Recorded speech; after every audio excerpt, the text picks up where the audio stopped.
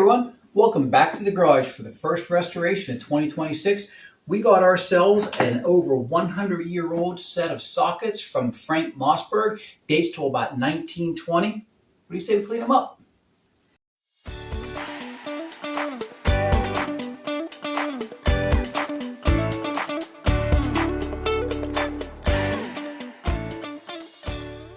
Alrighty, so a little history on the Mossberg socket set. Mr. Frank Mossberg came over from Sweden 1882 and opened up his own shop in Attleboro, Massachusetts. And he started making not the socket sets, but he started making these little guys, little bicycle wrenches. And these are from my last restoration that I did. These are from the very early 1900s, like 1905, 1907. We are not going to give this socket set the high polish that we did on these bicycle wrenches. This is going to be more of a preservation. I know we have some work to do on the ratchet here. It does slip every now and then. The end has been welded over a little bit, so we're going to have to deal with that. We're going to have to drill out the rivets. But I'd like to see this thing working much better than it is right now. The socket sets are stamped steel. They are thicker than normal sockets at the time were, so they are a little bit more durable. And these specialty socket sets for cars, you figure the early 1900s, like 1910 to 1920, the automobile industry was really expanding. So the bicycle wrenches were on their way out, socket sets were on their way in. And the Mossberg company really was the leader in these socket sets, only second to Walden. And you figure at this time also that Mossberg was making these socket sets, Blackhawk was just getting started. So you're talking like late 19-teens. Blackhawk was just getting started. And if you think about it, Snap-on wasn't even thought about yet. So Snap-on wrenches hadn't even begun when Mossberg was making these socket sets for automobiles. So let's take a closer look at it and see what we got ourselves into.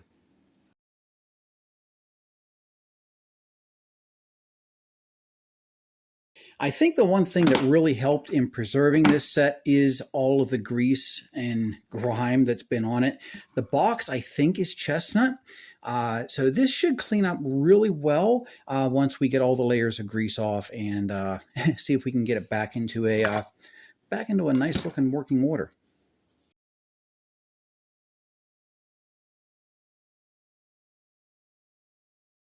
So the cool way that this socket set worked was that the sockets themselves fit right into the head of the ratchet. There you go.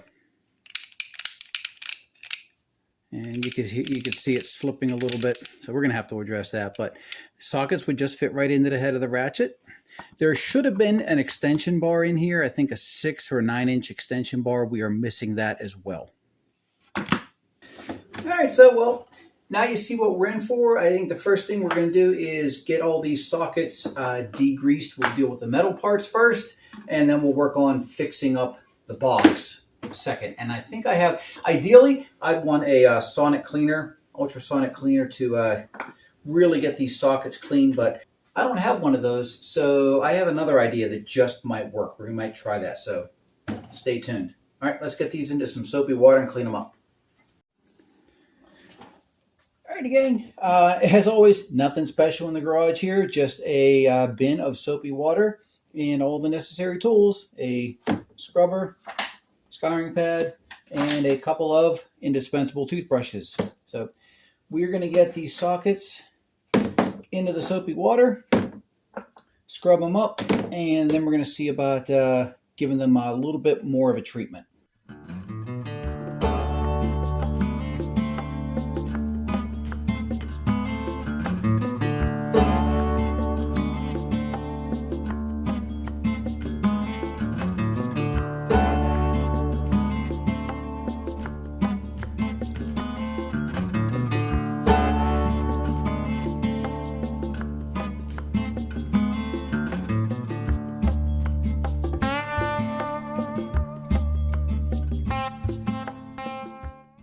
So check it out. Going through and cleaning them, the spark plug socket cleaned up, and I actually uncovered the Frank Mossberg Company, Attleboro, Massachusetts, number 492.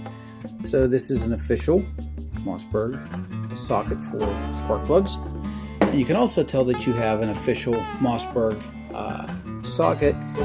You'll see, there it is, the M in the diamond, Mossberg. Cool stuff. Alright, so we've got these all cleaned up out of the soapy water. We're ready for a little bit of wire wheeling. But hey, come over here and check this out. I think with the soapy water that whatever was causing this to slip, all that gunk inside must have been cleaned up a little bit, because it is working pretty well. I think what I'm going to do is, little hole in the bottom here, I think I'm going to blast some WD-40 in there, clean up whatever other last bit of gunk is in there, and we might have dodged a bullet on this one, and we don't have to tear into this thing. Cool. Let me get some WD-40.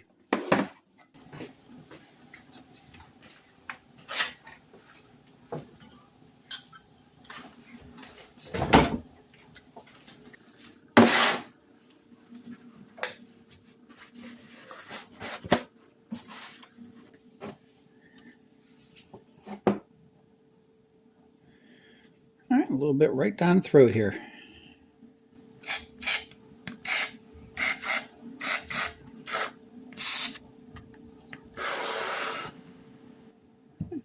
Let that soak in. Hopefully, yeah, there's still a lot of dirt coming out of there.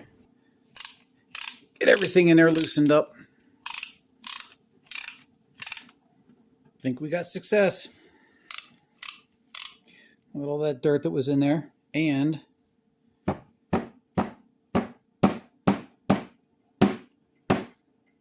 more dirt. Grease still coming out of that hole. Perfect. We're just going to keep flushing this out with some WD-40, and we should be good. Sounds really good. Nice. That saves a lot of work.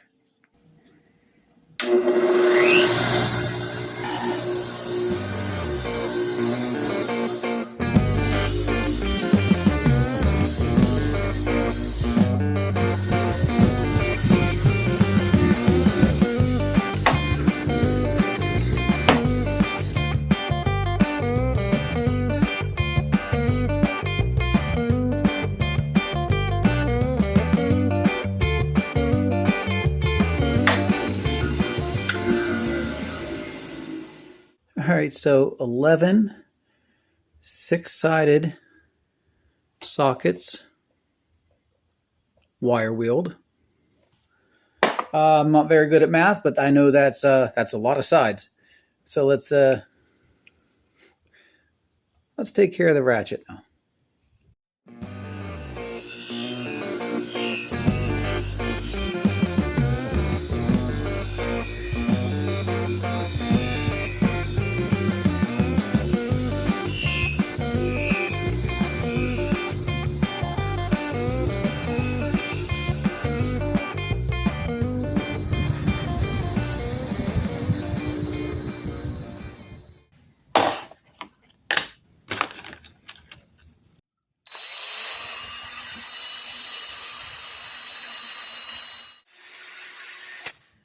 All right, so I'm going to get what I can with this wire brush, but there's going to be a lot of nooks and crannies that we can't get to. We're going to have to find another way to make sure that that's really clean. All right, so the parts came out nice. The degreasing, wire wheeling,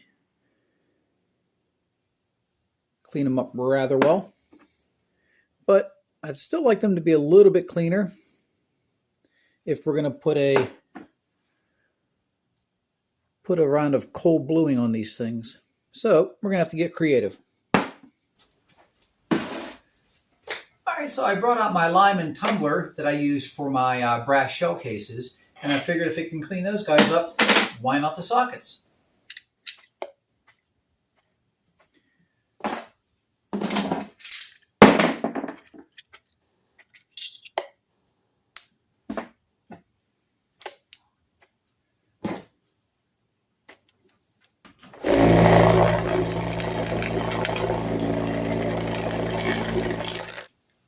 Well, it's been about 3 hours. Let's see how we did.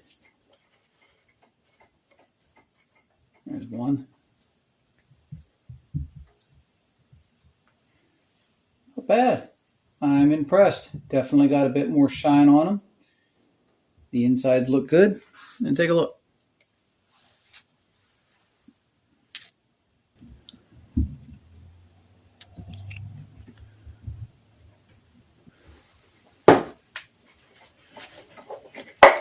Now here's the spark plug one.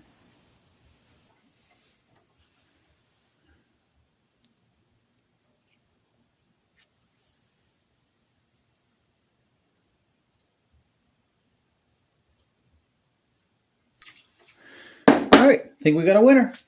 Now, as far as the ratchet goes, I really don't want to do a whole lot to it. I think we're just going to hit it with a fiber wheel and just soften a little bit of the look to it. Let it keep all of its bumps and bruises. Maybe hit it with the Scotch Brite pad. We'll see. But we want it to look its age a little bit too. So just clean it up. All right, Scotch Brite and a little fiber wheel. Let's see what it does.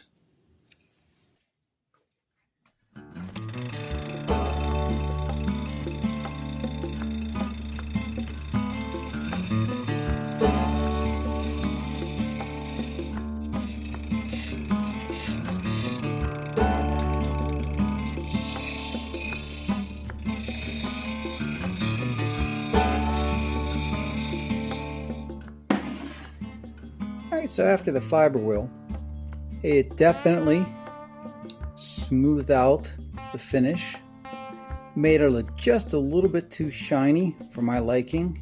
Remember, we're just preserving this, we're not giving a mere polish to anything, so we're just going to take the very well used gray Scotch Brite pad and buff on this a little bit and tone it down.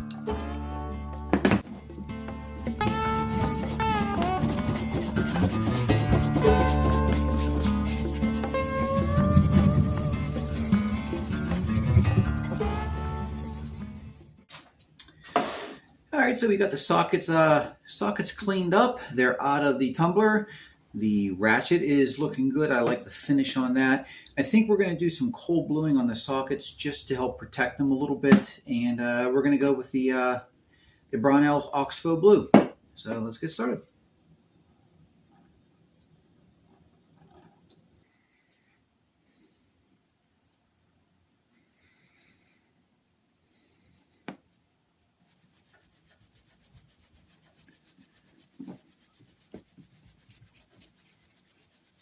Not too happy with the way it looks. It really isn't a whole lot of difference between non-blued and blue. There's a slight darkening, but it's just not taking it the way I was hoping. So we're going to switch gears and see if the old super blue is going to do any better.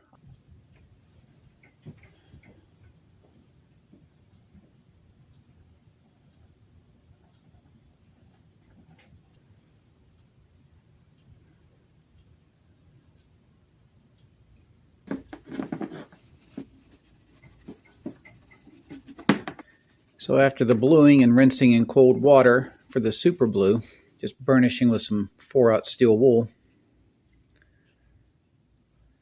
that's not bad.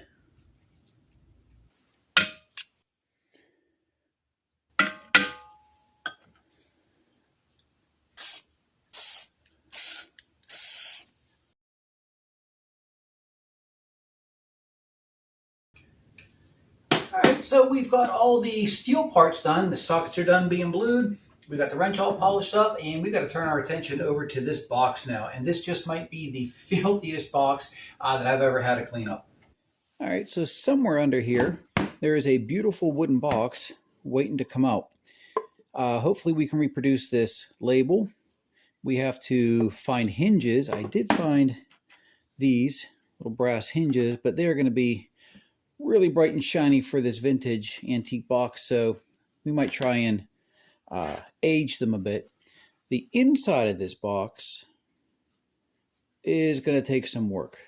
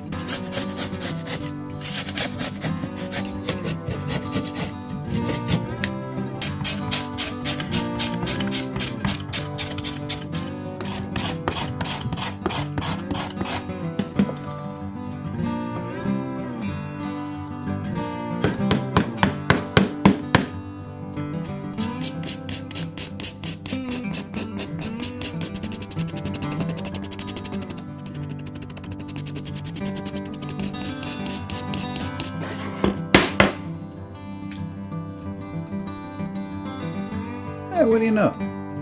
The dovetail box.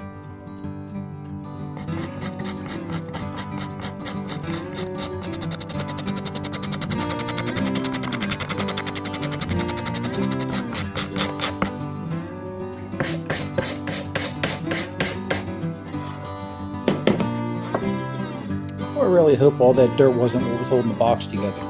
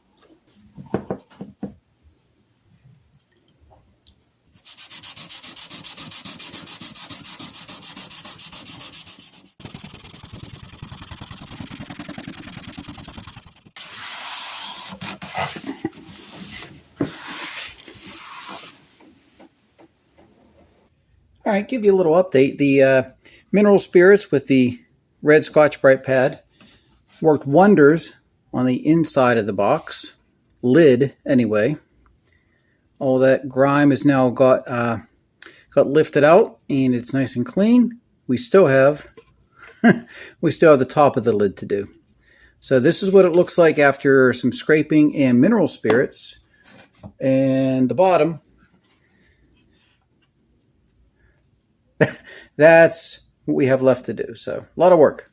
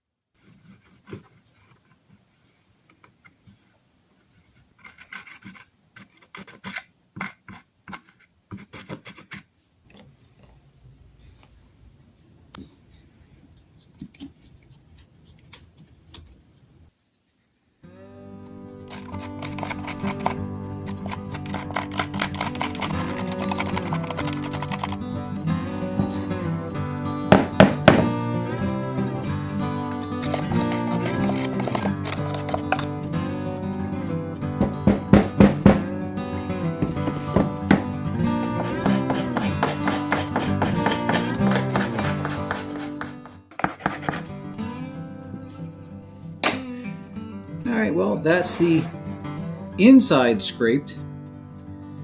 Now we're going to do the outside and get some mineral spirits on it and see how it turns out.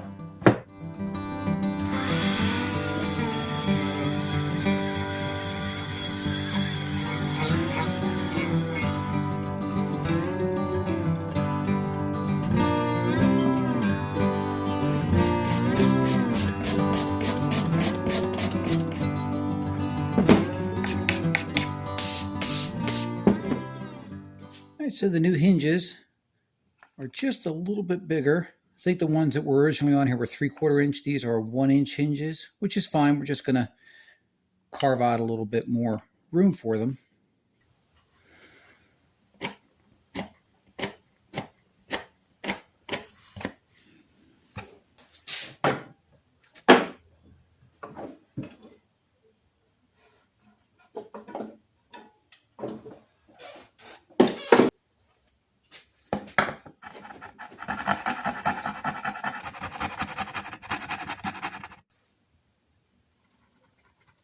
Now the holes for the new hinge are wider than the old ones, so we're going to have to drill a new hole and fill in one of the old holes.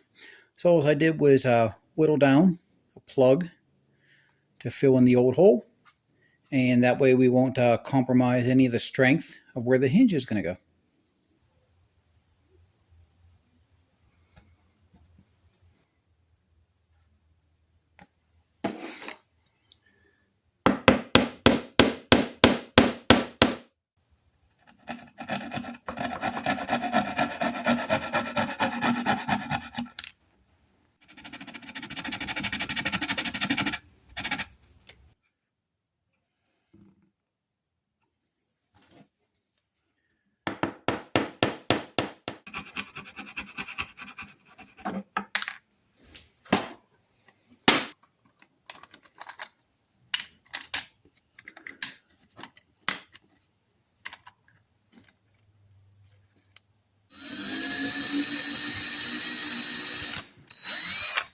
All right, so we got the new hinges fit in place, but before we install them, we can't put these shiny brass hinges on this antique box. So what we're going to do is age them a little bit. And what we need is just a container, some vinegar, and salt. We got our plastic container here. We're just going to put some vinegar in the bottom. You don't have to fill it up, doesn't have to be a whole lot. Then we're going to add a good amount of regular old salt. Good amount, saturate the solution.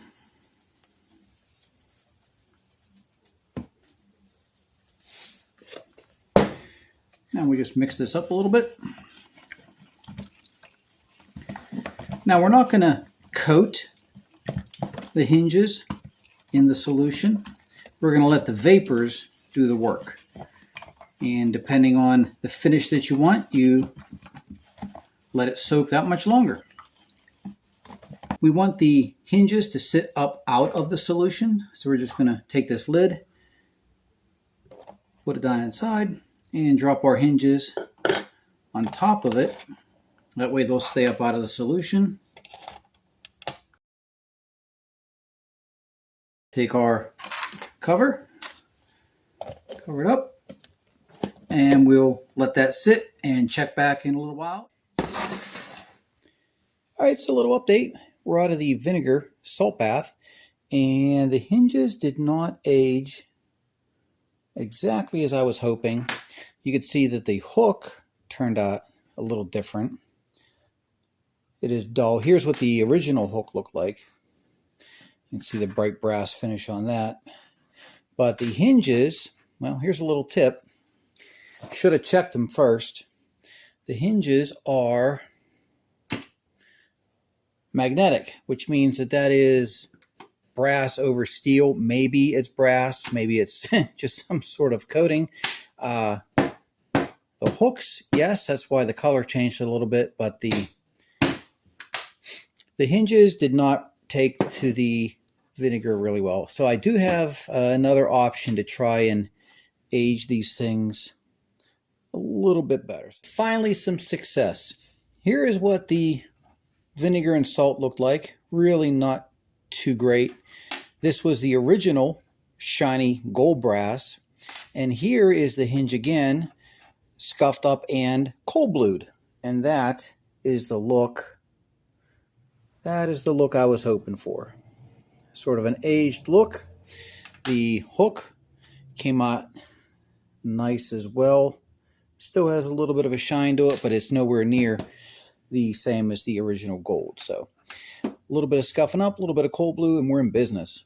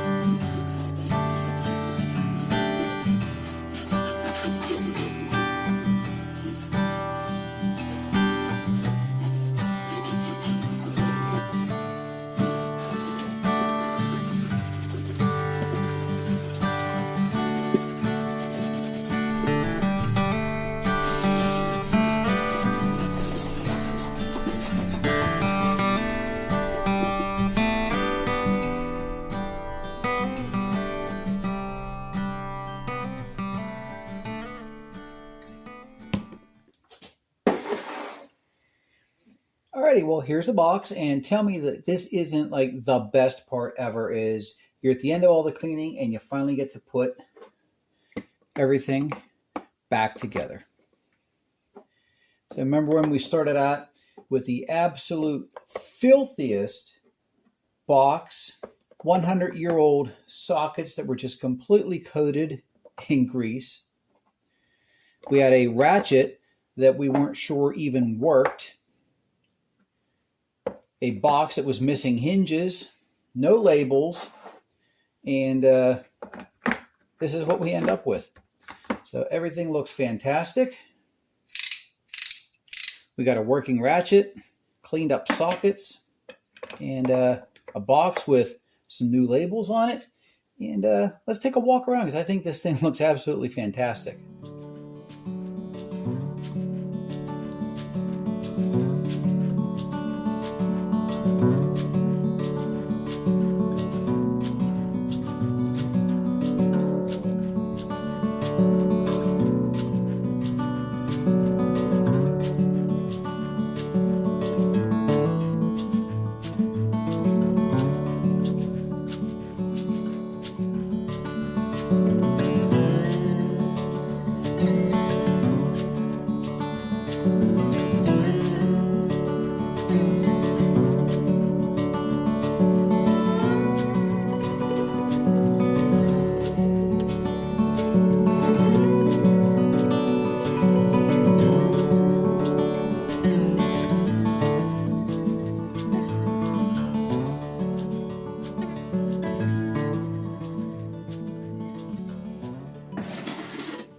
Guys, that about wraps up this restoration of the 100-year-old Frank Mossberg number 13 socket set. I'm really happy with the way it came out. We did the bluing on the sockets. We took care of the box. That was probably about the filthiest box that I've ever come across. Lots of mineral spirits later, and the chestnut wood looks absolutely fantastic on it. The ratchet that we thought was broken that we were going to have to get into works fabulously now, just needed a good cleaning. And we even managed to get some stickers, some labels on the box. Now this, if you haven't noticed, this was my first attempt at putting some water transfer labels on. And I think I like the way they came out. It's not straight, it's not perfect. I did try and distress the label a little bit while I was printing it. The labels on the sides came out nice. So all in all, I think it's a good representation of what this thing would have looked like about 100 years ago. But I think I owe you one more thing, and that's a demonstration of the socket. So we'll take care of that and wrap it up.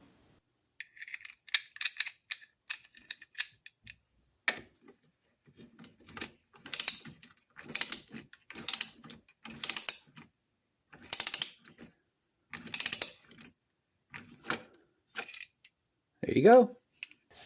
Well, alrighty, guys. That was the obligatory demo. The ratchet does work nicely. Super happy with the way this came out, and I was happy to try some new things. First time using water transfer stickers. Learned some things on there. I like the way they came out. Gives the box a nice vintage look. Tried our hand at aging the brass, and we learned some things there as well. So during restorations, don't be afraid to try new things. That's the only way you learn, and always push those skills.